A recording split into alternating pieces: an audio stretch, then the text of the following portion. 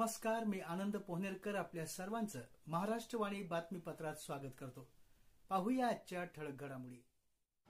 सांज वेळेला आताना धावती गोठ्यात गाई.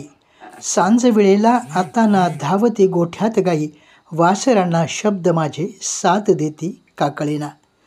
मराठवाड्यातील सुप्रसिद्ध आणि ज्येष्ठ कवी गो. द. पहिणकर यांनी नात्यात आलेल्या यांत्रिक रेतेपणाचं वास्तव आपल्या काकळेना या कवितेतून मांडलं. मराठवाडा साहित्य परिषद आणि अक्षर प्रतिष्ठान यांच्या संयुक्त विद्यमानं बी. रघुनाथांच्या 72व्या स्मृतिदिनानिमित्त परभणी शहरातील बी. रघुनाथ महाविद्यालयामध्ये 7 सप्टेंबर रोजी भव्य कवी संमेलनाचं आयोजन करण्यात आलं होतं. यावेळी पहिणकर बोलत होते. कवींनी कविता सादर करून बी. रघुनाथ यांना अभिवादन केलं. मराठी साहित्यात नव्या साहित्य प्रतिभेला वाव मिळावा, कवींना अभिव्यक्त होता यावं यासाठी मराठवाडा साहित्य परिषद अनेक वर्षापासून सातत्यानं नाविन्यपूर्ण उपक्रम राबवत असतं. त्यातीलच महाराष्ट्राच्या मातीचं वैभव आणि परभणीचे सुप्रसिद्ध असलेले सुप्रसिद्ध साहित्यिक कवी लेखक बी. रघुनाथांच्या पुण्यतिथीनिमित्त कवी संमेलनाचं आयोजन करण्यात आलं होतं. अध्यक्षस्थानी मराठवाड्यातील सुप्रसिद्ध कवी हायकूकार तुकाराम पुंडलिक खिल्लारे, तर मराठवाडा साहित्य परिषद शाखा परभणी अध्यक्ष बाबा कोटंबे यांची उपस्थिती होती. काजवा होऊन अंधाराला भेटण्याची तयारी ठेव. काजवा होऊन अंधाराला भेटण्याची तयारी ठेव, सूर्याला हिणवणाऱ्या जगात आहेस तू. माणूस म्हणून किती तेजाळता येईल ते बघ.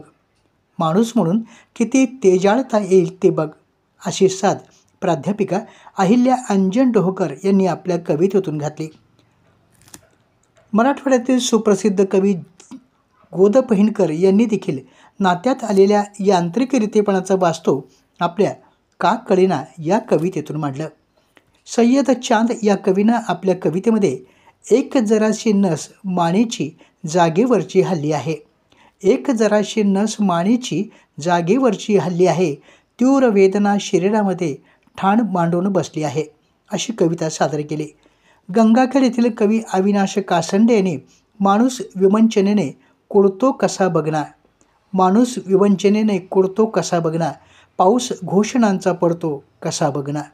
हातातल्या पिकाला जेव्हा गिळे आवर्षण, मालक बळी बिचारा रडतो कसा बघना, ही गझल सादर केली.